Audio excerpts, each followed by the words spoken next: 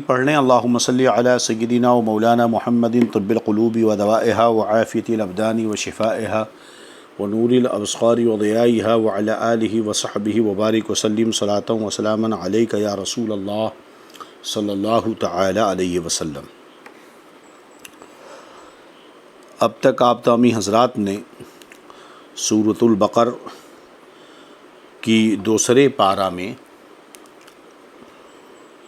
206 number تک آیت کریمہ کی تلاوت اور اس کی تفسیر سماعت کر لی۔ گزشتہ تفسیر میں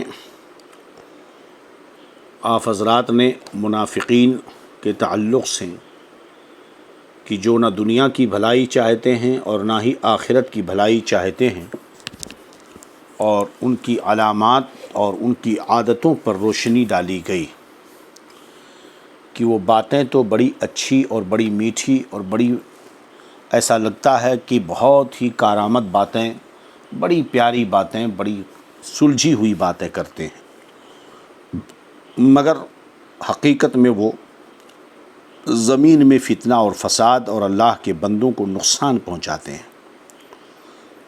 اور جب ان کی غلطیوں پر تنبیہ کی جائے تو وہ اور ضد میں وہی گناہ کرتے ہیں۔ یہ حالات ہمارے درمیان میں بھی ہیں کہ بہت سارے ایسے لوگ جو اپنے خطاب میں، اپنے بیان میں اور لوگوں کے درمیان جا کر بڑی پیاری لچھے دار گچھے دار بڑھیاں باتیں کرتے ہیں، عوام بیچاری علم کم ہونے کی وجہ سے انہیں ایسا لگتا ہے کہ واہ کیا اچھی بات کی اور کتنی اچھی نصیحت کی ہے، مگر حقیقت میں وہ گڑھی ہوئی موضوع روایتیں اور قوم کو اپنی طرف مائل کرنے کے لیے ان کی عقیدت و محبتوں کا غلط فائدہ اٹھاتے ہوئے کفریات تک بک جاتے ہیں، گمراہی کی باتیں کر جاتے ہیں۔ اور جب اہل علم اور متدین علماء اکابرین انہیں تنبیہ کرتے ہیں تو وہ ضد پر اڑ جاتے ہیں۔ شیطان کی چالوں میں بڑی خطرناک چیز یہ ہے کہ وہ گناہ کو، برائیوں کو اور فتنوں کو بڑی خوبصورت شکل میں لوگوں کے درمیان پیش کرتا ہے۔ ان سب چیزوں کا ذکر کیا جا چکا۔ اب ہم نے یہ بتایا تھا کہ کچھ ایسے لوگ ہوتے ہیں جو صرف اور صرف دنیا چاہتے ہیں، ان کا ذکر ہو چکا۔ کچھ وہ لوگ ہیں جو دنیا اور آخرت دونوں کی بھلائی کی دعا کرتے ہیں۔ وہ لوگ جو صرف دنیا کی بھلائی چاہتے ہیں، آخرت میں ان کا کوئی حصہ نہیں۔ اور وہ لوگ جو دنیا اور آخرت کی بھلائی چاہتے ہیں، ان کے لیے دونوں جگہوں پر حصہ ہے۔ اور ایک وہ لوگ بندے ہیں ایسے جو نہ دنیا کی بھلائی چاہتے ہیں نہ آخرت کی، صرف فساد چاہتے ہیں۔ وہ منافقوں کی حالت ہے۔ پہلی حالت تو کافروں کی، دوسری مومنوں کی، اور تیسری حالت بنائی گئی منافقوں کی۔ اب ان بندوں کا ذکر آگے کی آیت میں ہے جو صرف اور صرف آخرت کی بھلائی چاہتے ہیں۔ یہی وہ مقام ہے جہاں پہنچ کر بندہ اپنے رب کے بے حد قریب ہو جاتا ہے، قرب خاص میں اسے جگہ ملتی ہے، پھر وہ اللہ کا محبوب بندہ بن جاتا ہے۔ اللہ رب العزت ارشاد فرماتا ہے، اعوذ باللہ من الشیطان الرجیم، بسم اللہ الرحمن الرحیم، ومن الناس من یشری نفسہ ابتغاء مرضات اللہ واللہ رؤوف بالعباد۔ اور کوئی آدمی اپنی جان بیچتا ہے، اپنے آپ کو بیچ دیتا ہے، ابتغاء مرضات اللہ، اللہ کی مرضی چاہنے میں، کہ اس کا اپنا کچھ نہیں ہوتا، وہ کھاتا بھی ہے، سوتا بھی ہے، جیتا بھی ہے تو صرف اور صرف اللہ اور اس کے رسول کی رضا کے لیے۔ واللہ رؤوف بالعباد، اللہ رب العزت بندوں پر مہربان ہے۔ یہ آیت کریمہ حضرت صہیب ابن سنان رومی کے بارے میں نازل ہوئی کہ جب یہ مکہ معظمہ سے ہجرت کر کے حضور صلی اللہ علیہ وسلم کی خدمت میں مدینہ طیبہ کی طرف روانہ ہوئے تو مشرکین قریش کی ایک جماعت نے آپ کا پیچھا کیا۔ چنانچہ آپ اپنے سواری سے اترے اور ترکش سے تیر نکال کر فرمانے لگے کہ اے قریش، تم میں کوئی میرے پاس نہیں آ سکتا جب تک کہ میں تیر مارتے مارتے تمام ترکش خالی نہ کر دوں۔ جب تک میرے پاس سے تیر ختم نہیں ہو جائے گا تم میرے قریب نہیں آ سکتے، اور پھر جب تک تلوار میرے ہاتھ میں رہے اس سے ماروں اس وقت تک تمہاری جماعت کا کھیت ہو جائے گا، تمہیں ٹکڑے ٹکڑے کر کے لٹا دوں گا۔ یاد رکھو کہ اگر تم میرا مال چاہو جو مکہ مکرمہ میں دفن ہے تو میں تمہیں اس کا پتہ بتا دیتا ہوں۔ تم مجھ سے چھیڑ چھاڑ نہ کرو، جاؤ تم میرا مال لے لو، مجھے جانے دو، میں اپنے نبی اپنے محبوب کے قدموں میں جانا چاہتا ہوں۔ چونکہ مکہ والے تو مکہ کے قریش وہ تو دنیا کے طالب تھے، وہ اس پر راضی ہو گئے، اور حضرت صہیب ابن سنان رومی نے اپنا تمام مال اس کا پتہ بتا دیا، کہاں کہاں مال رکھا ہے، جاؤ سب لے لو۔ جب حضرت صہیب حضور نبی اکرم صلی اللہ علیہ وسلم کی خدمت میں حاضر ہوئے تب یہ آیت کریمہ نازل ہوئی۔ حضور نے تلاوت فرمائی اور ارشاد فرمایا کہ تمہاری یہ جان فروشی بڑی نافع تجارت ہے، تم نے جو قربانیاں دی ہیں اس میں بہت بڑا نفع تم نے حاصل کیا ہے۔ تو اسی کو فرمایا وَمِنَ النَّاسِ مَن يَشْرِي نَفْسَهُ ابْتِغَاءَ مَرْضَاتِ اللَّهِ وَاللَّهُ رَءُوفٌ بِالْعِبَادِ، اور کوئی آدمی اپنی جان بیچتا ہے اللہ کی مرضی چاہنے میں، اور اللہ بندوں پر مہربان ہے۔ درود شریف پڑھنے ایک بار اور، اللہم صلی علی سیدنا و مولانا محمد طب القلوب و دوائها وعافیۃ الابدان و شفائها ونور الابصار و ضیائها وعلی آلہ وصحبہ وبارک وسلم، صلاۃ و سلاما علیک یا رسول اللہ صلی اللہ تعالی علیہ وسلم۔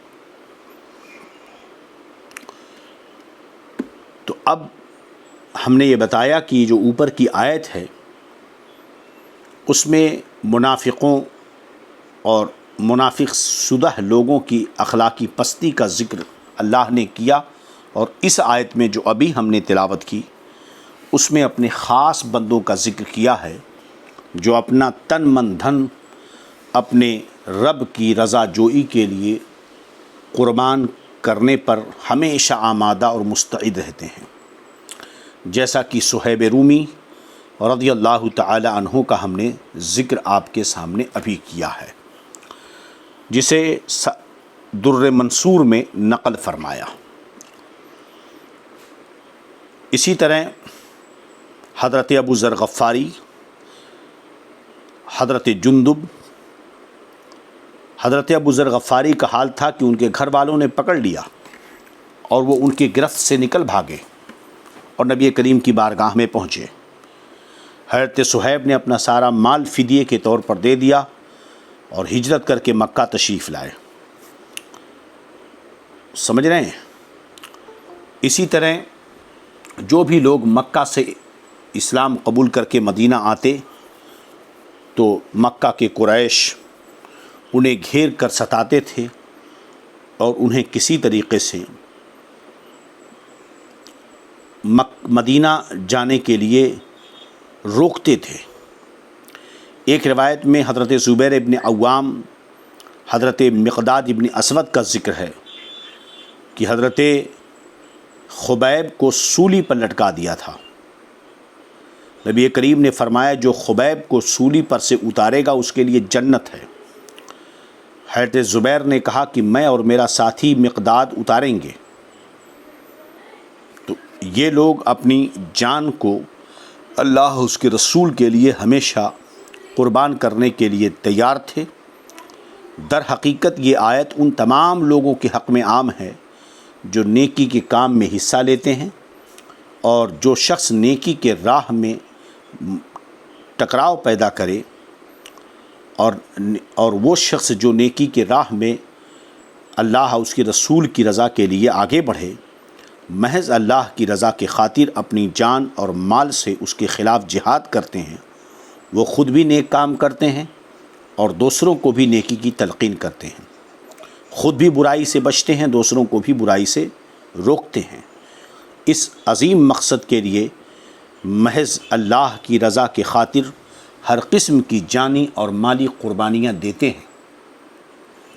یہ آیت ان سب کے لیے عام ہے۔ اگلی آیت اللہ رب العزت ارشاد فرماتا ہے، یا ایھا الذین آمنوا ادخلوا فی السلم کافہ ولا تتبعوا خطوات الشیطان انہ لکم عدو مبین۔ اے ایمان والو، اسلام میں پورے داخل ہو جاؤ اور شیطان کے قدموں پر نہ چلے، بے شک وہ تمہارا کھلا دشمن ہے۔ آیت کریمہ نازل ہوئی کہ اے ایمان والو، اسلام میں پورے داخل ہو اور شیطان کے قدموں پر نہ چلو۔ یہ آیت کریمہ نازل ہوئی اہل کتاب میں سے بعض حضرات ایمان جب لے کر کے آئے تو ان کے تعلق سے، چنانچہ امام اکرمہ بیان کرتے ہیں کہ آیت ثعلبہ، عبداللہ ابن سلام، ابن یامن، اسد ابن کعب، اسید ابن کعب، شعبہ بن عمر، قیس ابن زید، ان کے متعلق نازل ہوئی۔ یہ سب یہودی تھے اور مذہب یہود سے انہوں نے اسلام قبول کیا، اور اس کے بعد کرتے یہ تھے کہ وہ اسلام قبول کرنے کے بعد سنیچر کے دن کی تعظیم کرتے تھے، چونکہ دین یہود میں سنیچر کے دن کی تعظیم ہونی چاہیے، لازم تھی۔ اسی طرح اونٹوں کے گوشت اور ان کے دودھ کو مکروہ جانتے تھے۔ مسلمانوں نے اس پر اعتراض کیا تو انہوں نے کہا کہ ہم دونوں شریعتوں پر عمل کرنے کی طاقت رکھتے ہیں۔ نبی کریم صلی اللہ تعالی وسلم سے عرض کیا کہ توریت میں بھی تو اللہ کی کتاب ہے، آپ ہمیں اس پر عمل کرنے دیں۔ تب یہ آیت کریمہ نازل ہوئی، اے ایمان والو، اسلام میں پورے داخل ہو جاؤ۔ اسی طرح گویا کہ یہ حکم منافقوں کو بھی شامل ہوگا کہ تم اسلام میں ظاہراً اور باطناً داخل ہو جاؤ۔ سمجھ رہے ہیں کہ نہیں؟ تو اب دیکھیں کہ حضرت عبداللہ ابن سلام جو یہودی تھے، اور دین یہود میں سنیچر کی تعظیم ضروری تھی، سنیچر کے دن کی، اور اونٹ کا گوشت کھانا ممنوع تھا۔ مذہب اسلام میں جب حضرت عبداللہ ابن سلام داخل ہوئے تو انہوں نے یہ سوچا کہ سنیچر کے دن کی تعظیم اگر کی جائے تو یہ اسلام میں ناجائز و حرام تو نہیں ہے، اسی طرح اونٹ کا گوشت کھانا یہ مذہب اسلام میں ضروری تو نہیں ہے، تو اگر ہم سنیچر کے دن کی تعظیم بھی کریں۔ مسئلہ یہ ہم سمجھا رہے تھے کہ دین یہود میں سنیچر کے دن کی تعظیم تھی اور اونٹ کا گوشت کھانا منع تھا، مگر مذہب اسلام میں سنیچر کے دن کی تعظیم کرنے اور نہ کرنے کا کوئی مسئلہ نہیں تھا، کہ اگر کوئی سنیچر کے دن کی تعظیم کرے تو مذہب اسلام میں ناجائز و حرام نہیں کہیں لکھا گیا، نہ کہیں ایسی کوئی تعلیم دی گئی۔ اسی طرح اونٹ کا گوشت کھانا نہ فرض تھا نہ واجب۔ تو حضرت عبداللہ ابن سلام نے یہ سوچا کہ یہ دونوں چیزیں اگر ہم کرتے ہیں تو اسلام کی خلاف ورزی تو ہوئی نہیں۔ توجہ کے ساتھ سنیں اور سمجھیں اچھے طریقے سے۔ اگر یہ دونوں چیزیں کی جائیں تو اسلام کی کسی اصول اور کسی قانون کی خلاف ورزی نہیں کہ اسلام ان چیزوں سے منع کرتا ہو۔ لہذا دین یہود کی ان حکموں پر بھی عمل ہو جائے گا اور مذہب اسلام کی مخالفت بھی نہیں ہوگی، تو اس میں حرج کیا ہے؟ مگر اسلام نے اس سے بھی منع کر دیا۔ اگر یوں ہی کوئی سنیچر کے دن کی تعظیم کرے یا اونٹ کا گوشت نہ کھائے، اگر کوئی شخص گائے کا گوشت نہ کھائے اس لیے کہ وہ نہیں کھاتا ہے تو کوئی حرج نہیں ہے، لیکن اگر اس لیے گائے کا گوشت نہ کھائے کہ ہندو دھرم میں اس کا کھانا جرم ہے تو ہم نہ کھائیں تاکہ ہندو لوگوں کو تکلیف نہ ہو، ہے نا، ان کے دھرم کو چھیڑنا نہ پایا جائے، اگر یہ نیت ہے تو اس کی یہ نیت غلط ہے، اب اس صورت میں وہ گنہگار ہوگا۔ یوں ہی وہ نہ کھائے تو نہ کھائے، لیکن اب سوچے اتنی بھی چیز اسلام کو گوارا نہیں ہے۔ ارشاد فرمایا یا ایھا الذین آمنوا ادخلوا فی السلم کافہ، اے ایمان والو اسلام میں پورے پورے داخل ہو جاؤ۔ اور اس طرح کی عمل کو کیا فرمایا؟ وَلَا تَتَّبِعُوا خُطُوَاتِ الشَّیطان، شیطان کے قدموں پر نہ چلو۔ گویا کہ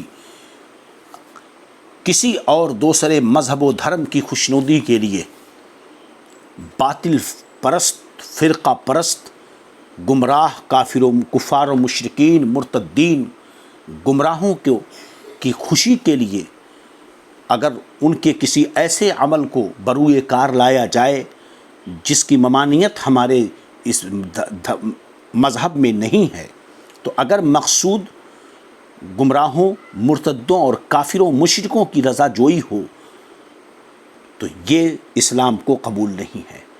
اب یہ بہت عام معنی ہو گیا کہ جس چیز کو تسلیم کرو ہر طریقے سے ظاہراً اور باطناً اسے آپ تسلیم کرو۔ لہٰذا یہ کہنا کہ چلیے ٹائی پہننا کوئی معیوب بات نہیں ہے، سب لوگ پہن رہے ہیں، پوری دنیا پہن رہی ہے، لہٰذا ہم لوگوں کے درمیان میں سیٹ ہونے کے لیے یہ طریقہ اپنا لیں۔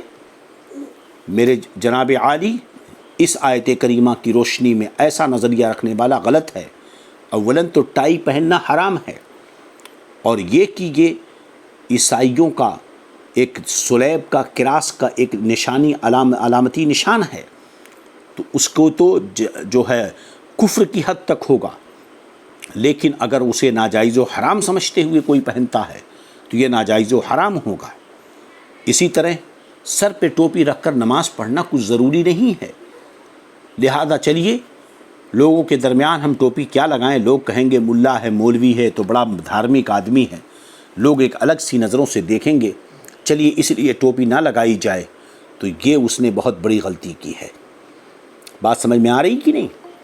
اسی لیے ہمارے فقہا نے یہ فرمایا کہ اگر نماز کو حقیر سمجھتے ہوئے کہ کوئی ضروری نہیں ہے اس لیے ٹوپی نہ لگایا تب تو یہ کفر ہے، اور اگر کاہلی اور سستی میں لگایا تو یہ ناجائز ہے، اور اگر خشوع اور خضوع کے لیے نہیں لگایا، عاجزی و انکساری کے لیے، تو صورت میں تو بہتری ہے، لیکن خشوع اور خضوع کہاں؟ اسی طرح اور مسلک اعلیٰ حضرت کے آپ ماننے والے ہو، جب اب آپ کہیں کہ حالات ایسے ہیں کہ تو چلو سلام و کلام کر لیا جائے، ان سے تعلق قائم کر لیا جائے، جب تم مسلک حق اہل سنت والجماعت پر قائم و دائم ہو تو اب ایسی کوئی چیز کرنا چلیے جناب عالی، یہاں کے لوگ ناراض ہو جائیں گے، لہذا اذان سے پہلے درود نہ پڑھا جائے، لوگ مسجدوں میں اگل بغل والے ناراض ہو جائیں گے، ہمارے ہاں کوئی فاتحہ کرنا فرض واجب تھوڑی ہے۔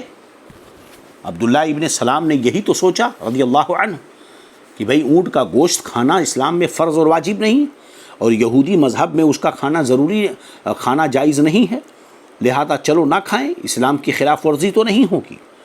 تو اسی طرح سے نماز کے بعد، نماز فجر کے بعد، عصر کے بعد، یا کسی دینی مجلس کے بعد، یا کسی اپنے جائز کاموں کے بعد سلام پڑھنا کوئی فرض و واجب تو نہیں ہے۔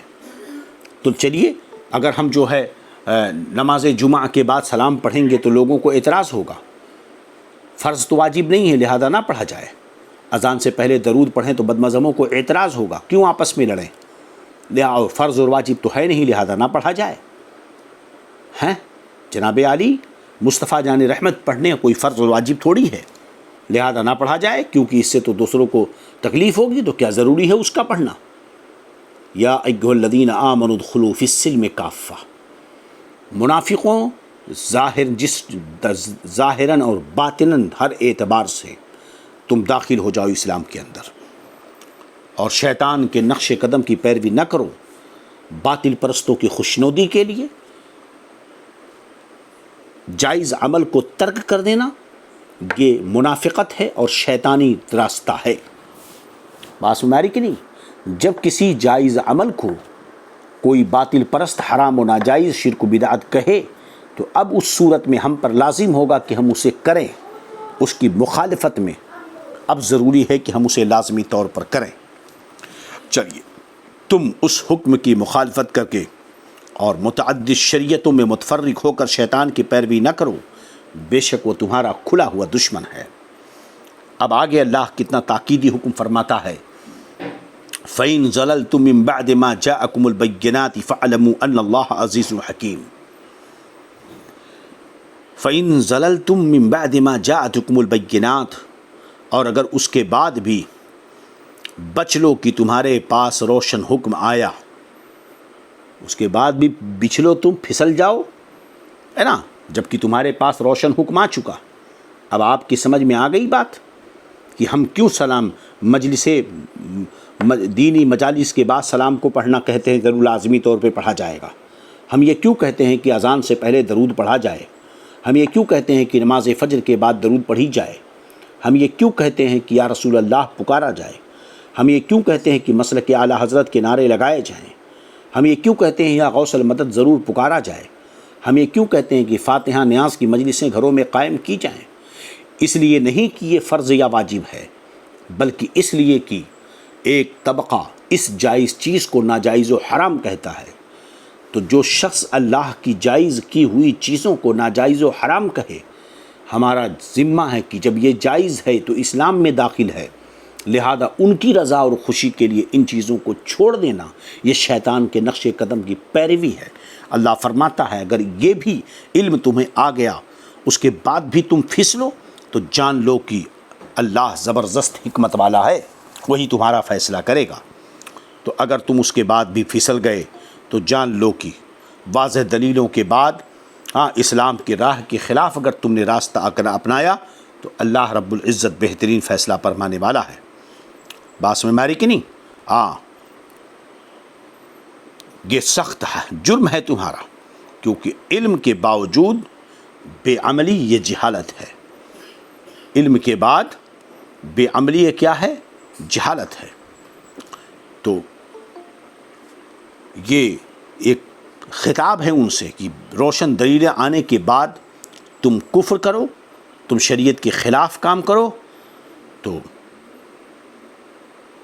اے مسلمانوں تم علم آنے کے بعد تم گناہ میں مبتلا ہو جاؤ، خطا کرو، گمراہی کرو، تو یقین رکھو کہ اللہ بہت غالب ہے۔ تو جو دلائل نبی کریم صلی اللہ علیہ وسلم کی ذات خود ہے اور آپ نے بیان فرمائے، تو ان سب پر تمہارا ذمہ ہے، لازم ہے کہ تم اس پر عمل کرو۔ اب آگے اللہ رب العزت ارشاد فرماتا ہے، هل ينظرون الا ان يأتيهم الله في ظلال من الغمام والملائكة وقضي الامر والى الله ترجع الامور۔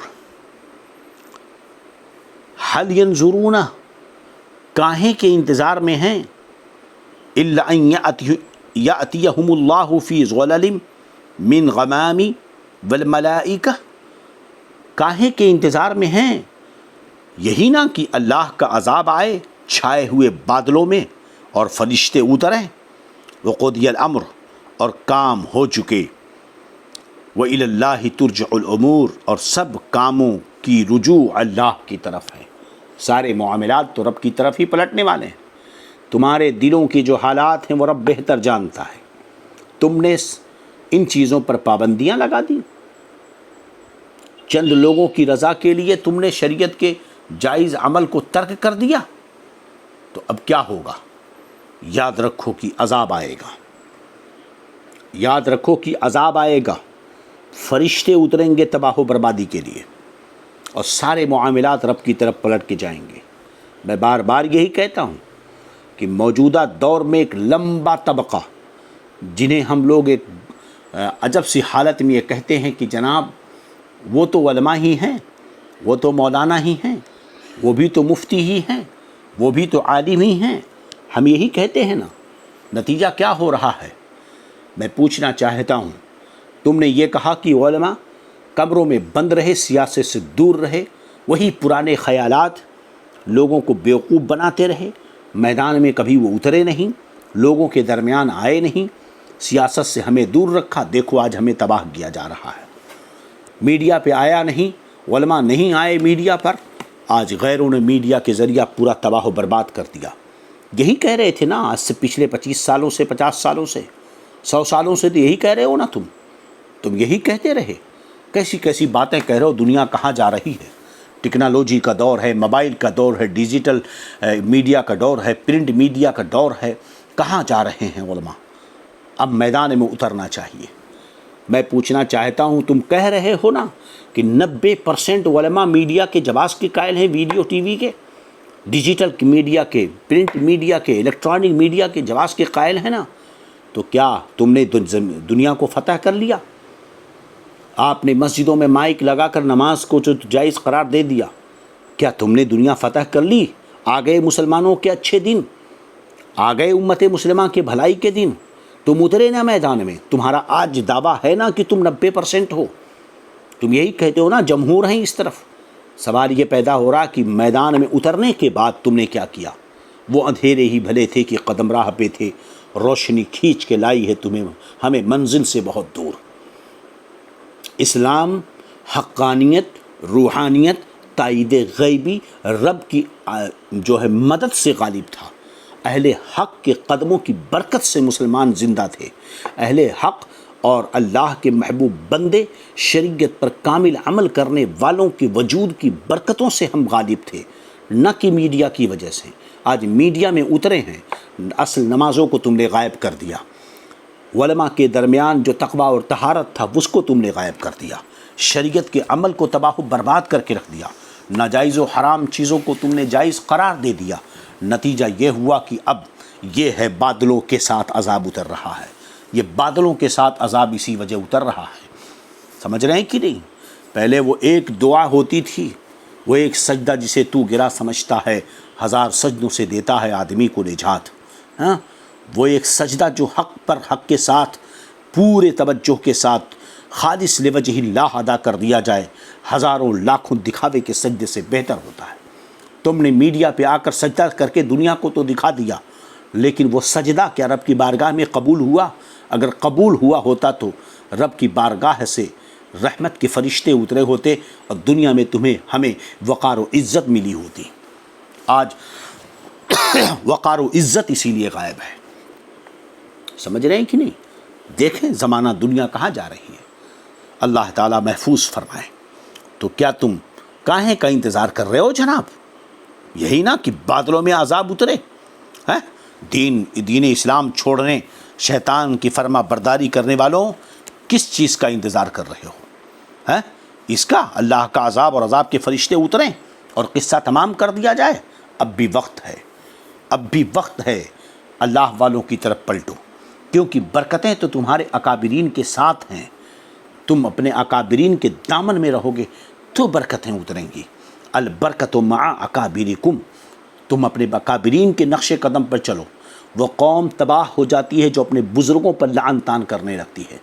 ایسے لوگ قیامت کو بلاتے ہیں جو اکابرین پر اعتراضات کرتے ہیں۔ ایسے لوگ قیامت کو دعوت دیتے ہیں، عذاب کو دعوت دیتے ہیں، بلا اور مصیبتوں کو بلاتے ہیں جو اپنے بزرگوں پر لعن طعن کرتے ہیں۔ کیا یہ موجودہ قوم اس وقت نہیں کر رہی ہے؟ علم کے نام پر کچھ بھی جانکاری نہیں، صلاحیت کے نام پر کورے، اور آ کر کے کبھی تاج الشریعہ پر اعتراض، کبھی محدث کبیر پر حملے، کبھی فتاوے، کبھی اعلیٰ حضرت پر اعتراض۔ یہ نتیجہ ہے اسی چیز کا۔ اللہ امان الحفیظ، اللہ محفوظ فرمائے۔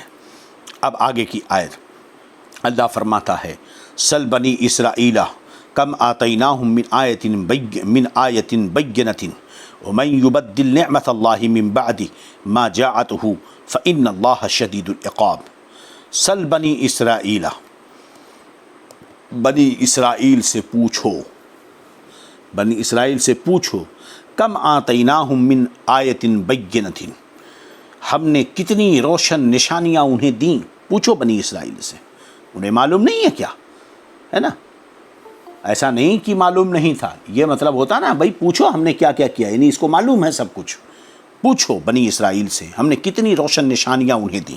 وَمَن يُبَدِّلْ نِعْمَةَ اللَّهِ مِن بَعْدِ مَا جَاءَتْهُ فَإِنَّ اللَّهَ شَدِيدُ الْعِقَابِ، تو جو اللہ کی آئی ہوئی نعمت کو بدل دے تو بے شک اللہ کا عذاب سخت ہے نا؟ کہ بنی اسرائیل انبیاء کے معجزات کو ان کے صدق نبوت کی دلیل بنایا ہم نے. یہ بنی اسرائیل کو پتہ ہے. ان کے ارشادات اور ان کی کتابوں کو دین اسلام کی حقانیت کا شاہد کیا ہم نے. سمجھ رہے ہیں کہ نہیں؟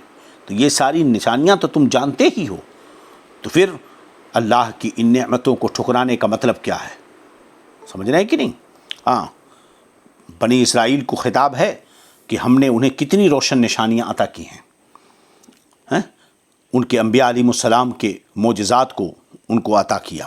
یاد رہے کہ یہ پوچھنا حقیقت میں انہیں قائل کرنے کے لیے ہے اور شرمندہ کرنے کے لیے ہے، اور ان کی اپنی نافرمانیوں کے باوجود اللہ کی مہربانیوں کا اقرار کرانے کے لیے ہے. تو بنی اسرائیل سے پوچھو کہ ہم نے کتنی نشانیاں انہیں عطا کی ہیں. ہاں، کہ تمہیں خوب معلوم ہے، تو تم حق کو قبول کرو. وَمَن يُبَدِّلْ نعمت اللہ من بعد ما جاءتہ، تو جو اللہ کی نعمتوں کو بدلے.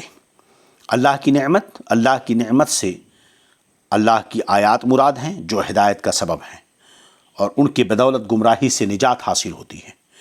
انہی میں سے وہ آیات ہیں جن میں حضور صلی اللہ علیہ وسلم کی نعت اور آپ کی صفت اور حضور صلی اللہ علیہ وسلم کی نبوت و رسالت کا بیان ہے. یہود و نصارہ کا کی کتابوں میں سب کچھ موجود تھا ہمارے نبی کے بارے میں. انہوں نے اس کی تحریف کر دی، اس کو بدل دیا. اس کی طرف یہاں اشارہ کیا گیا. تو جو انہوں نے ان ساری چیزوں کو تبدیل کر دیا. تو اب اس سے پہلے کی آیت میں کیا رب نے فرمایا کہ یہ اس بات کا انتظار کر رہے ہیں کہ بادلوں کے سائبانوں میں اللہ کا عذاب آ جائے. سمجھے کہ نہیں؟ تو حالانکہ بنی اسرائیل نے بادلوں کی آیات و نشانیوں کا کئی بار مشاہدہ کیا. کوہ طور پر مصر سے باہر نکلنے میں تو عجیب بہت ساری نشانیاں انہیں عطا کی گئی ہیں. تو گویا کہ بنی اسرائیل کو ان کی تاریخ کی جانب توجہ دلانا ہے کہ ان کے بادشاہوں علماء نے ان کے بدلتے ہوئے حالات اور فرقوں میں ان کا تبدیل ہو جانا، طرح طرح کی آزمائشوں سے وہ گزرے ہیں. سب میں انہوں نے جب مصیبتوں میں پڑے تو انہوں نے سرکار نبی کریم صلی اللہ علیہ وسلم کا وسیلہ لیا ہے.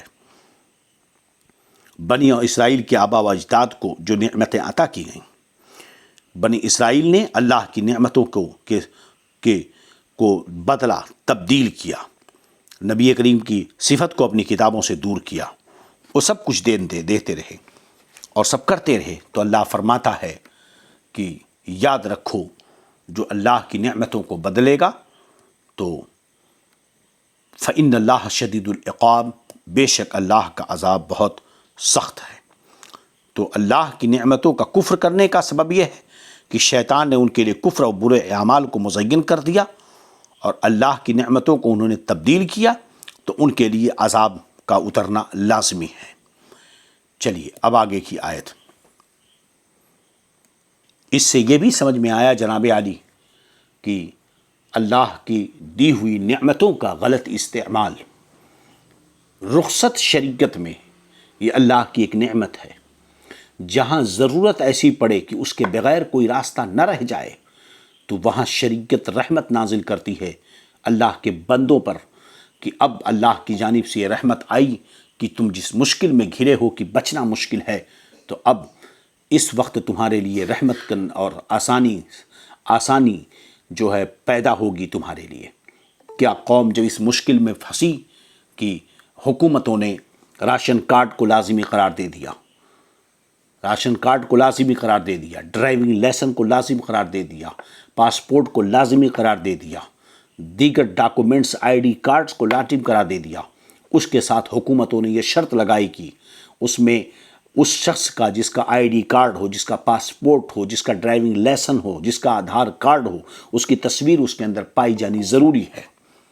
اب امت کے سامنے مشقت اور مشکل آ گئی کہ اگر وہ آئی ڈی کارڈ نہ بنائیں تو ان کی وجود کے لیے خطرہ ہے. ووٹر آئی ڈی نہ بنائیں، آئی ڈی کارڈ نہ بنائیں، راشن کارڈ نہ بنائیں، ڈرائیونگ لائسنس اگر نہ بنائیں تو وہ ایک جگہ سے دوسری جگہ پہنچنے کے لیے انہیں مشقتیں اٹھانی پڑیں گی. ان کے لیے زمین کا خریدنا مشکل ہوگا، سامان کا بیچنا مشکل ہوگا، کھانا بنانا مشکل ہو جائے گا، راشن لینا مشکل ہو جائے گا، زندگی کی ضرورتوں کی سہولتوں کو فراہم کرنا ان کے لیے مشکل ہو جائے گا. زمین کا خریدنا اور بیچنا، سامان کا خریدنا اور بیچنا، مارکیٹ میں چلنا، ملک میں رہنا، ہر چیز دشوار ہو جائے گی۔ یہ وہ چیزیں گورنمنٹ نے کر دیں جس کی وجہ سے ایک بندے کے لیے بغیر فوٹو نکلوائے ہوئے جو ہے جینا مشکل ہو گیا، اور یہ پابندی اس کی طرف سے لگائی گئی جس سے لڑنے کی کوئی طاقت نہیں ہے، جس سے لڑنے کی کسی کے پاس کوئی طاقت نہیں ہے۔ تو اب شریعت نے اس مشکل گھڑی میں امت مسلمہ کے لیے آسانی پیدا کی کہ ایسے موقع پر بندہ اس کے اللہ نے اور اس کے رسول نے جس چیز سے منع کیا ہے، لیکن وہیں پر اللہ اس کے رسول نے یہ حکم دیا کہ جب مصیبتیں آ جائیں تو اس میں آسان راستہ تلاش کیا جائے، جتنے حد تک ضرورت ہو۔ تو علماء نے یہ کہا کہ اگر کوئی مشکل میں پڑ جائے اور اس صورت میں بقدر ضرورت اس چیز کی کے جواز کا جامہ پہنایا جا سکتا ہے۔ رخصت کے رحمت کے راستے پیدا ہیں اسلام کے اندر، جیسے کہ قرآن پاک میں یہ ہے کہ اگر جیسے کہ مضطر کی حالت کہ ایک آدمی بھوکا ہے یا پیاسا ہے، بھوک سے مر رہا ہے یا پیاس سے تڑپ کر مر رہا ہے، پینے کے لیے پانی نہیں ہے، تو شریعت میں یہ حکم ہے کہ ایسی صورت میں اتنا شراب وہ پی سکتا ہے، اگر شراب ملتا ہے، پیشاب ملے، شراب ملے، ناپاک اور ناجائز چیز ملے جسے پی کر وہ اپنی جان بچا سکتا ہے، تو اتنے قطرے، اتنے گھونٹ پینے کی رخصت شریعت میں موجود ہے کہ وہ اپنی جان بچا سکے۔ اتنا نہیں کہ پیٹ بھر لے، بلکہ اتنا جتنے سے اس کا کام بن جائے۔ بھوکا ہے، بھوک سے مر جائے گا، حرام غذا موجود ہے، تو اجازت ہے، رخصت ہے اس کے لیے کہ اتنا کھا لے جس سے کہ اس کی جان بچ جائے۔ ایک آدمی کو کفر بکنے سے وہ کافر ہو جاتا ہے، لیکن اسلام کا دشمن گن پوائنٹ پہ لیے ہوئے، گردن پہ تلوار رکھے، اسے یقین ہے کہ اگر میں کفر نہ بکوں گا تو میری گردن کاٹ دے گا یہ، تو اسے رخصت ہے کہ دل کو وہ اسلام پر مضبوطی کے ساتھ قائم رکھے اور زبان سے کفر بک دے۔ اس کے ایمان پر خطرہ نہیں ہوگا بشرطے کہ اس کا دل ایمان پہ قائم ہو۔ اس کا یہ مطلب نہیں کہ جب چاہے کفر بکتا جائے، دل ایمان پہ ہو، اور جہاں چاہے وہاں پر کفر بکتا جائے، یہ مطلب نہیں ہے۔ جب جان جانے کا ایسا موقع ہو کہ اب اس کے علاوہ کوئی راستہ نہیں، جان چلی ہی جائے گی، تو اس صورت میں زبان سے بکنا اور دل کا ایمان پہ مطمئن ہونا کام آئے گا، نہ کہ تقریر کر رہے تھے لوگ خوش ہو جائیں کفر بک دیا، حالانکہ دل میں ایمان قائم ہے۔ ایسا نہیں کہ لوگوں کی بھیڑ جمع کرنے کے لیے کفر بک دے، دل ایمان پہ قائم ہے، یہ نہیں۔ جتنی ضرورت ہو، ما ثبت بالضرورہ، جو ضرورتاً چیز ثابت ہوتی ہے، بقدری ضرورت کی مقدار ہی میں ثابت ہوتی ہے۔ اب یہاں پر زندگی کے ضروریات، زندگی جینے کے معاملات میں مشکلیں پیدا ہوئیں، تو اب آئی ڈی کارڈ کے لیے، پاسپورٹ کے لیے، آدھار کارڈ کے لیے، ڈرائیونگ لائسنس کے لیے تصویر کشی کی اتنی حد تک اجازت دی گئی۔ سمجھ رہے ہیں کہ نہیں؟ اب اگر جو اس سے آگے بڑھا وہ وہی ہوگا، یا ایھا الذین آمنوا ادخلوا فی السلم کافہ ولا تتبعوا خطوات الشیطان، کیونکہ اسلام نے صرف اتنی کی اجازت دی ہے۔ اگر اس کے بعد کوئی سیلفی کھنچواتا ہے، شادی میں ویڈیو بنواتا ہے، جلسے میں ویڈیو بنواتا ہے، اپنی ویڈیو بنا کر لوگوں کے بیچ میں بھیجتا ہے دین کی تبلیغ کے نام پر، اپنی نمائش کے نام پر، تو یہ یا ایھا الذین آمنوا ادخلوا فی السلم کافہ ولا تتبعوا خطوات الشیطان کا حکم اس پر لگے گا۔ بات سمجھ میں آ رہی کہ نہیں؟ کیا اسلام نے سہولت نہیں دی تمہارے لیے؟ کیا اسلام نے سہولت نہیں دی کہ آپ اتنا کر لو؟ اسلام نے سہولت دی تمہارے لیے، تو یہ رحمتیں ہیں، لیکن انتظار عذاب کا نہ کرو کہ اب اللہ کی دی ہوئی نعمت کو جب اتنی رخصت مل گئی تو اب تم نے اس نعمت کو، یہ تو اللہ کی طرف سے ایک نعمت تھی، شریعت نے تم پر رحمت نازل کیا، تمہارے لیے ایک نعمت فراہم ہوئی کہ اس مشکل گھڑی میں تمہارے لیے آسانی پیدا کی گئی، لیکن اب اگر اس نعمت کو تم بدلو گے، یعنی کہ جتنی نعمت کو اگر تم بدلو گے تو اب نتیجہ یہی ہوگا کہ پھر اللہ فرماتا ہے وَمَن يَتَبَدِّلْ نِعْمَةَ اللَّهِ، تو جو اللہ کی نعمت کو بدلے گا دنیا کی عزت کے لیے، تو اللہ کا عذاب بہت سخت ہے۔ سمجھ رہے ہو؟ قیامت کے دن اللہ رب العزت بنوانے والوں کو اور اس سے راضی ہونے والوں کو سب کو برابر سے ان کے حساب لے گا۔ یہ کیوں ہو رہا ہے؟ دنیا کی رضا کے لیے، دنیا کو خوش کرنے کے لیے۔ ایک تو جزیہ قرآن و حدیث سے لے آؤ جس میں یہ لازم ہو کہ کسی بندے پر فرض ہے کہ پورے دنیا کے لوگوں تک دین کی تبلیغ پہنچا دے۔ اگر دین کے مسائل پورے دنیا کے لوگوں تک پہنچانا فرض واجب ہے، کسی کوئی مائی کا لال ہے ایسا جو ثابت کر دے؟ ہر بندے تک اسلام پہنچانا یہ اگر لازم ہے کسی بندے پر، تو کوئی مائی کا لال ہے ثابت کر دے۔ ہر آدمی کو نیکی کی دعوت دے دینا کسی بندے پر فرض اور واجب ہے، کوئی مائی کا لال ہے ثابت کر دے۔ اگر یہ لازم و واجب ہوتا تو یہ مصطفیٰ جان رحمت پہ ہوتا، اگر یہ لازم و ضروری ہوتا تو نبی کریم صلی اللہ علیہ وسلم پہ ہوتا، وہ تو پوری کائنات کے نبی بنا کر کے بھیجے گئے۔ کیا نبی کریم صلی اللہ تعالیٰ علیہ وسلم جس وقت مکہ معظمہ میں مدینہ منورہ میں تشریف فرما تھے، کیا اس وقت جو ہے ہندوستان میں لوگ نہیں بستے تھے؟ تو پھر سرکار ہندوستان کیوں تشریف نہیں لائے؟ کیا اس وقت عراق و یمن میں، عراق اور ایران میں لوگ نہیں بستے تھے؟ پھر نبی کریم صلی اللہ علیہ وسلم ایران کیوں نہیں تشریف لے گئے؟ کیا ان دنوں میں رشیا کے علاقوں میں اسلام انسان نہیں بستے تھے؟ پھر سرکار وہاں کیوں نہیں تشریف لے گئے؟ اگر پھر کیا چائنا میں لوگ نہیں رہتے تھے؟ پھر سرکار وہاں کیوں نہیں تشریف لے گئے؟ کیا افغانستان میں لوگ نہیں بستے تھے؟ سرکار وہاں کیوں نہیں تشریف لے گئے؟ ایک بندہ یاد رکھو کہ تبلیغ دین فرض کفایہ ہے، سمجھے کہ نہیں؟ جہاں تک بقدر استطاعت، جہاں تک ممکن ہو، سرکار صلی اللہ علیہ وسلم نے تبلیغ سب تک پہنچا دی ہے۔ ہر فرد تک پہنچنا یہ لازم نہیں ہے، ہر فرد تک پہنچنا لازم نہیں ہے۔ نبی کریم کی سیرت طیبہ کا مطالعہ کرو، حضرت ابوبکر کی سیرت کا مطالعہ کرو، حضرت ابوبکر و عمر کی سیرتوں کا مطالعہ کرو۔ آج کے یہ لوگ ان صحابہ سے بڑھ کر کے عظیم ہو گئے۔ 1 لاکھ 1.25 لاکھ صحابہ کرام تھے، ایک صحابی اگر دین کی تبلیغ کے لیے پورے دنیا کے کونے میں نکلتا تو 1.25 لاکھ ملکوں کا وہ احاطہ کر سکتے تھے۔ کیوں نہیں گئے اگر فرض تھا، لازم تھا، واجب تھا؟ بہانے بازیاں کی جا رہی ہیں آج، صرف اور صرف دنیا کی دولت جمع کرنے کے لیے، صرف دنیا کی شہرت جمع کرنے کے لیے، دنیا کو یہ بتانے کے لیے کہ کام ہم کر رہے ہیں۔ یاد رکھو، زُیّنَ لِلَّذِینَ، یہ ایمان والوں کی شان نہیں ہوتی ہے کہ وہ دنیا کی لذتوں کے پیچھے بھاگیں۔ زُیّنَ لِلَّذِینَ کَفَرُوا الْحَیَاةُ الدُّنْیَا وَیَسْخَرُونَ مِنَ الَّذِینَ آمَنُوا وَالَّذِینَ اتَّقَوْا فَوْقَهُمْ یَوْمَ الْقِیَامَةِ وَاللَّهُ یَرْزُقُ مَن یَشَاءُ بِغَیرِ حساب۔ زُیّنَ لِلَّذِینَ کَفَرُوا الْحَیَاةُ الدُّنْیَا، کافروں کی نگاہوں میں دنیا کی زندگی آراستہ کی گئی ہے۔ وَیَسْخَرُونَ مِنَ الَّذِینَ آمَنُوا، اور یہ لوگ مسلمانوں سے ہنستے ہیں، اپنی شہرت پر ہم پہ ہنستے ہو۔ اگر تم ہنستے نا تو کیسے کہتے کہ تمہارے قبروں پر لوگ پتھر پھینکیں گے؟ نجی محفلوں میں بیٹھ کر کے تم ہنستے ہو۔ یہ کیسے لوگ ہیں؟ ان کو عقل نہیں ہے، دنیا نہیں جانتے۔ ایک صاحب ہمیں بتانے لگے کہ ایک مولانا صاحب کہنے لگے ایک صاحب سے کہ حضور محدث کبیر کو دنیا کے بارے میں کہاں معلوم، یہ لوگ تو اتنا دنیا کے بارے میں نہیں جانتے ہیں، حالات بہت بدلے ہوئے ہیں۔ تو ایک دوسرے عالم وہاں بیٹھے ہوئے تھے، کہنے لگے چادر پہ بیٹھے ہو؟ بولے ہاں۔ بولے اس چادر میں پھول پتیاں بنی ہیں؟ بولے ہاں۔ کہا کتنی پھول پتیاں؟ کہا وہ تو بہت زیادہ ہیں۔ تو فرمایا کہ حضور محدث کبیر اس سے زیادہ باہر ممالک کا دورہ کر چکے ہیں، تم نے ان ملکوں کا نام بھی نہیں سنا ہوگا جہاں محدث کبیر جا چکے ہیں۔ سمجھے کہ نہیں؟ تو آنکھیں بند کر کے بلیوں کی طرح رہنے والوں، آنکھ بند کر کے دودھ پینا، یہ بلی سمجھتی کوئی مجھے دیکھ نہیں رہا ہے۔ کافروں کی نگاہوں میں دنیا کی زندگی آراستہ کی گئی ہے۔ ہنستے ہیں یہ لوگ کہ نہیں ہنستے ہیں؟ کہتے ہیں یہ تو پرانے خیالات کے لوگ ہیں۔ کہاں جا رہے ہو مولانا؟ دنیا کہاں جا رہی ہے؟ کیسے مذاق اڑایا جاتا ہے۔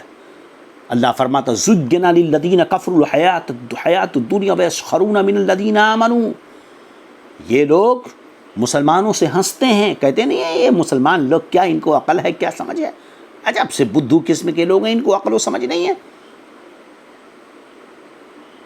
اللہ فرماتا وَالَّذِینَ اتَّقَوْا فَوْقَهُمْ یَوْمَ الْقِیَامَةِ، ہنس لو جتنا ہنسنا ہے یہاں، ہنس لو جتنا تمہیں یہاں ہنسنا ہے، ڈر والے ان سے اوپر ہوں گے قیامت کے دن۔ تم آج ہنس رہے ہو نا اپنی کثرت پر، اپنی فوقیت پر، اپنے بڑے ہونے پر، اپنی پوزیشن پر، اپنے فالوور کی وجہ سے، اپنے ویورز کی وجہ سے تم آج بہت فخر میں ہو۔ جو اللہ سے ڈرتا ہے، نہ کوئی جانے نہ پہچانے، ہمیں خدا کا خوف ہمارے دل میں ہو۔ ٹھیک ہے ہم چند کمروں تک گھرے رہ گئے، خدا کا خوف ہمارے دلوں میں ہو۔ آج ہم اگر دبے ہیں، تم اگر ہنستے ہو اللہ فرماتا ڈر والے ان پر ہوں گے قیامت کے دن. سمجھ رہے ہیں کہ نہیں؟ ہاں، واللہ یرزق من یشاء بغیر حساب، اور خدا جسے چاہے بے گنتی دے.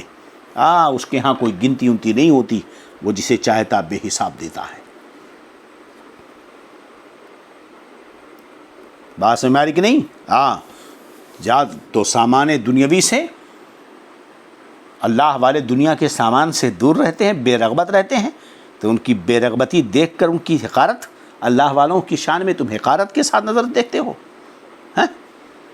چنانچہ ایک روایت ہے کہ عبداللہ ابن مسعود، حضرت عمار بن یاسر اور صہیب، حضرت بلال، ان کو دیکھ کر کافر مذاق اڑاتے تھے اور دنیا کی دولت میں غرور میں اپنے آپ کو اونچا سمجھتے تھے.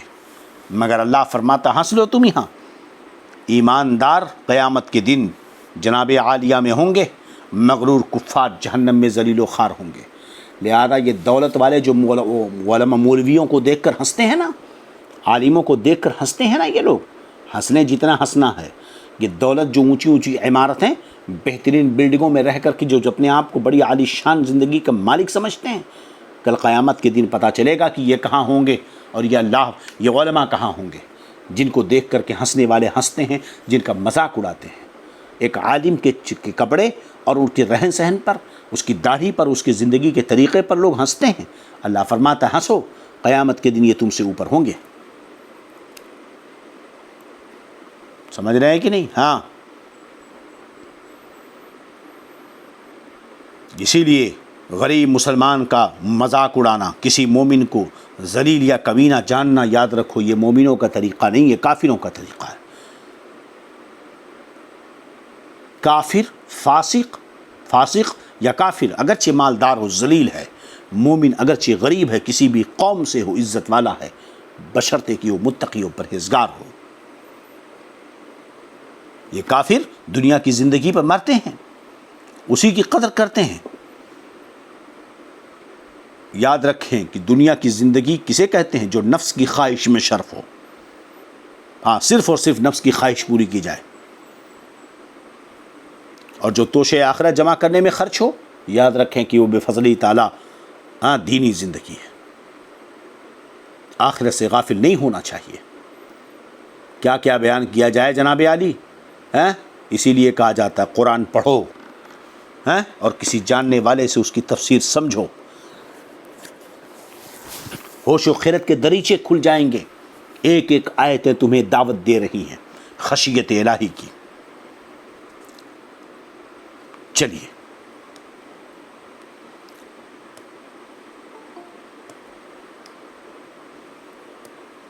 سونا زندگی بھر ہے، جاگنا ہے جاگ لے افلاک کے سایہ تلے، حشر تک سوتا رہے گا خاک کے سایہ تلے. وقت ہے جگ لے ابھی. سمجھ رہے ہو کہ نہیں؟ ہاں.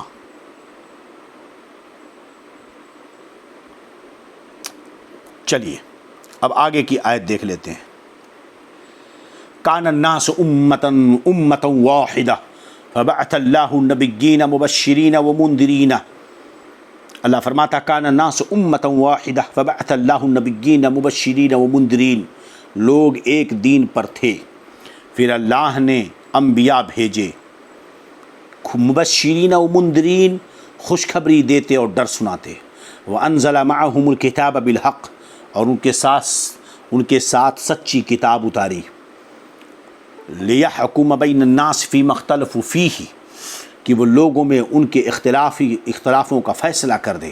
وما اختلف فیہ الا الذین اوتوہ من بعد ما جاءتہم البینات بغیا بینہم فہدی اللہ الذین آمنوا لما اختلفوا فیہ من الحق بإذنہ واللہ یہدی من یشاء الی صراط مستقیم. اللہ فرماتا ہے کہ لوگ ایک دین پر تھے، پھر اللہ نے انبیاء بھیجے خوشخبری دیتے اور ڈر سناتے. وانزل معہم الکتاب بالحق، اور ان کے ساتھ سچی کتاب اتاری.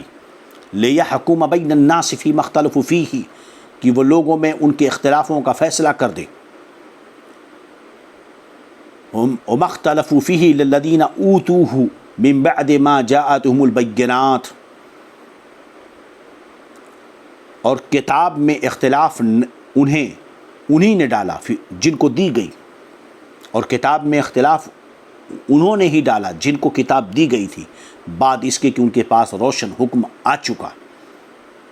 کیوں اختلاف ڈالا کتاب کے اندر؟ بغیم بینہم، آپس میں سرکشی سے۔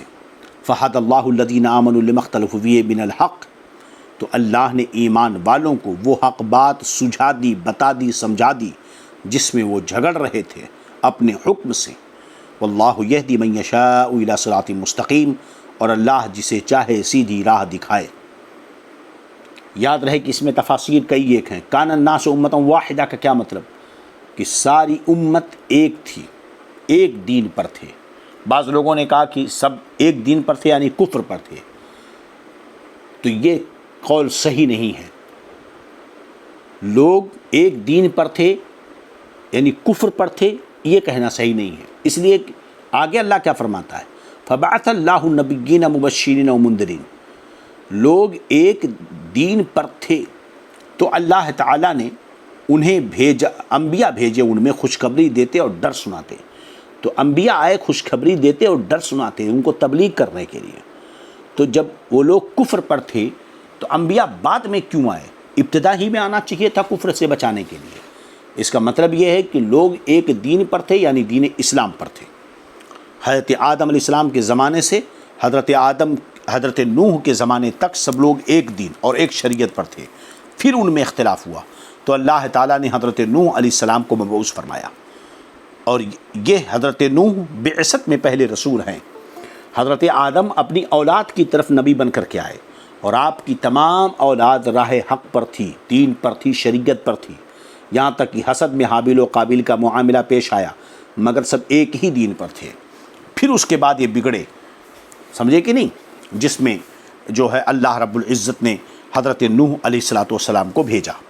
تو ہم یہاں تفصیلی اقوال کو پیش کر دیں تاکہ کہیں آپ کو کوئی دھوکہ دینے کی کوشش نہ کرے، اور ہم سمجھتے ہیں کہ وقت زیادہ ہو رہا ہے اور یہاں تفسیر کوئی بہت لمبی نہیں ہے، چند باتیں ہم یہاں پر ذکر کرتے ہیں۔ حضرت ابن عباس کی ایک تفسیر ہے کہ لوگوں کا امت واحدہ پر ہونے کا مطلب یہ ہے کہ تمام لوگ کافر تھے، ایک قول یہ ہے۔ امام واقدی وغیرہ کا کہنا ہے کہ اس آیت میں الناس سے مراد حضرت نوح علیہ السلام کی کشتی کے لوگ ہیں، کہ یہ تمام لوگ دین حق پر تھے، پھر نوح علیہ السلام کے بعد ان میں اختلاف ہوا۔ بعض مفسرین یہاں توقف کرتے ہیں، ان کا کہنا یہ ہے کہ سب لوگ تو ایک ہی دین پر تھے، مگر یہ خبر نہیں کہ کافر تھے یا مومن۔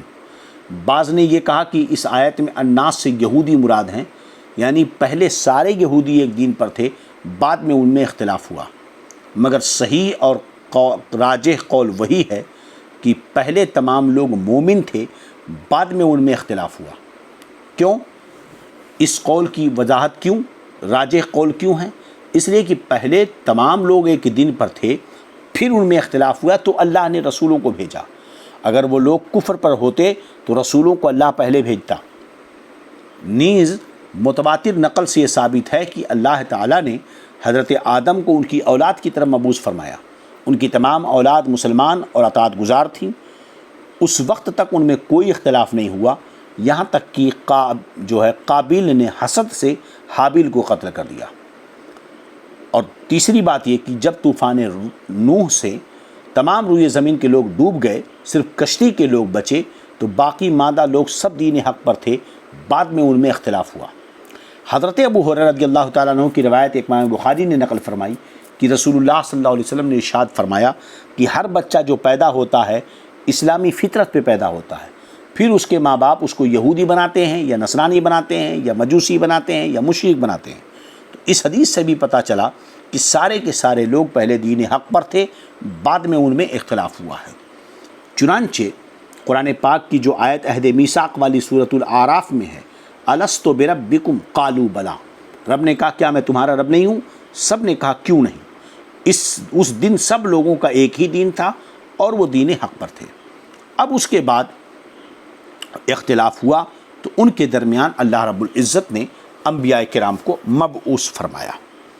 تو اللہ فرماتا ہے کہ لوگ ایک دین یعنی دین حق پر تھے، پھر اللہ نے جب اختلاف ان میں پیدا ہوا تو رسولوں کو بھیجا، ڈر سناتے ہوئے، بشارت دیتے ہوئے، ان کے ساتھ کتاب بھی بھیجی تاکہ ان کے درمیان حق کے ساتھ فیصلہ کیا جائے۔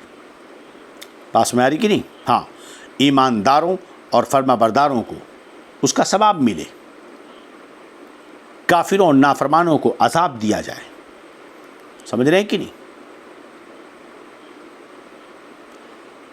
حضرت آدم، حضرت شیس، حضرت ادریس پر اللہ نے صحائف اتارے، حضرت موسیٰ علیہ السلام پر توریت، حضرت داؤد پر زبور، حضرت عیسیٰ پر انجیل، ہمارے نبی صلی اللہ علیہ وسلم پر قرآن پاک۔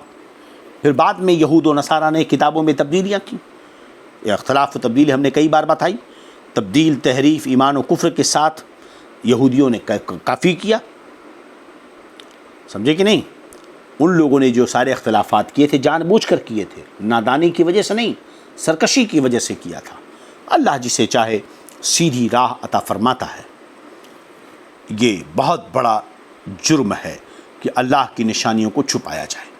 اللہ رب العزت ہم سب کے ایمان، عقیدے، جان، مال، عزت، آبرو کی حفاظت فرمائے۔ استغفر اللہ استغفر اللہ استغفر اللہ ربی من کل ذنب واتوب الیہ، اشہد ان لا الہ الا اللہ واشہد ان محمدا عبدہ ورسولہ۔ السلام علیکم ورحمۃ اللہ وبرکاتہ۔